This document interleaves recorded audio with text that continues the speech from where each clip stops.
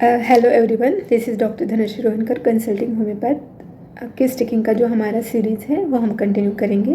तो आज हम देखेंगे कि लैब इन्वेस्टिगेशंस का और homeopathic case taking and homeopathic case treatment का क्या कनेक्शन है और क्यों लैब इन्वेस्टिगेशंस ज़रूरी है even if you are taking homeopathic treatment.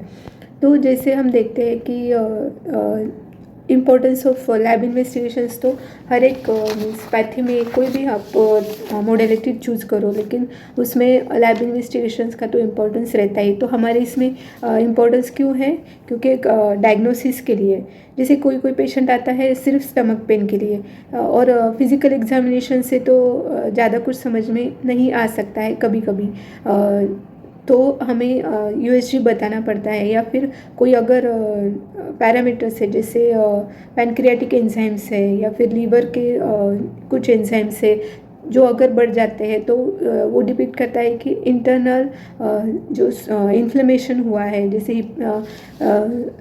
सब क्लिनिकल हिपेटाइटिस या फिर स्प्लीनोमेगाली है, ये डिपेंड करता है। लेकिन फिजिकल एग्जामिनेशन से उतना उसका कंफर्मेशन नहीं हो सकता है, तो तब हमें लैब इन्वेस्टिगेशंस की ज़रूरत पड़ती है और हेल्प भी हो जाती है to differentiate the line of means to differentiate exactly what is the cause of the stomach pen.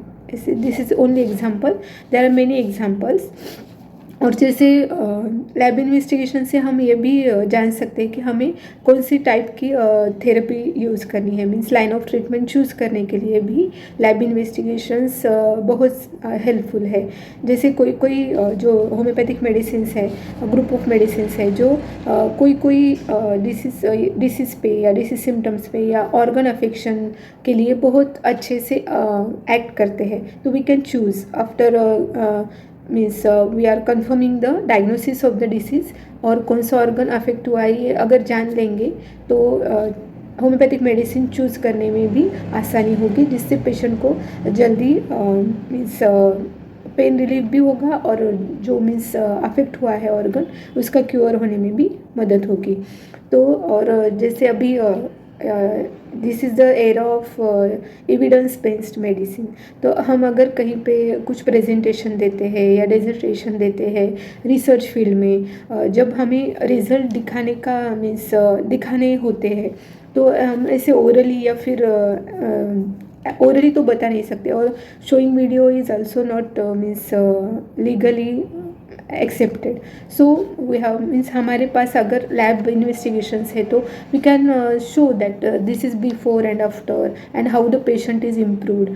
So for dissertation, presentation, for research works, और कोई डिसीज़ में पेशेंट का जो मीन्स एंजाइम का पैरामीटर्स रहता है वो कभी कभी आगे पीछे भी हो जाता है, कभी कभी नॉर्मल रह के भी वो पेशेंट वो डिसीज़ से अफेक्ट होता है। तो ये we can differentiate means how the body of patient is responding to the certain disease and certain medicine.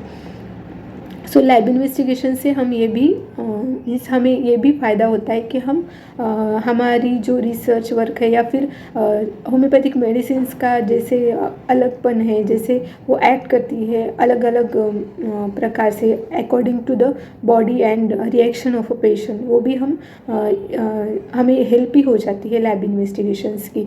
और जैसे जब पेशेंट को हम कोई ट्रीटमेंट चालू करते हैं तो फॉलोअप में पेशेंट आता है, तो पेशेंट कोई पेशेंट को समझ में भी नहीं आता है कि वेदर आई एम इम्प्रूविंग और नॉट।